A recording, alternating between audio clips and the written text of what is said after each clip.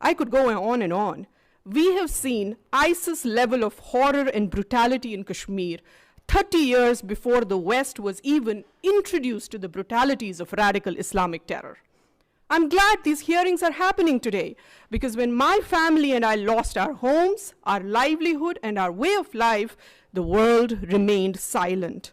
Where were the advocates of human rights when my rights were taken away? Where were they on the night of 19th January 1990, when there were voices blaring from all mosques in Kashmir that they wanted Kashmir with Hindu women but without Hindu men? Where were the saviors of humanity when my feeble old grandfather stood with 2 kitchen knives and an old rusted axe, ready to kill my mother and I in order to save us from the much worse fate that awaited us if we landed in the hands of terrorists on the same fateful night? My people were given 3 choices: flee, convert, or die. Around 400,000 Kashmiri Hindus fled right after that night of horror. They survived. Those who didn't were killed. Today, 30 years later, I'm still not welcome in my home in Kashmir. I am not allowed to follow my faith without fear.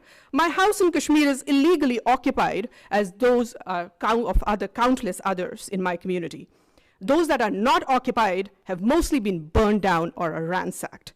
Thousands of our temples have been vandalized, desecrated, and lay in ruins. Every effort has been made to eradicate Hinduism from Kashmir.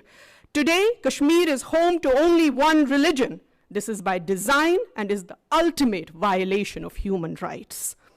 Diversity and acceptance of different views are not the norm in today's Kashmir. It's not just Hindus that have been ethnically cleansed. Sikhs have been massacred. A fatwa was announced against Christian schools in Kashmir, accusing them of luring Muslims to Christianity.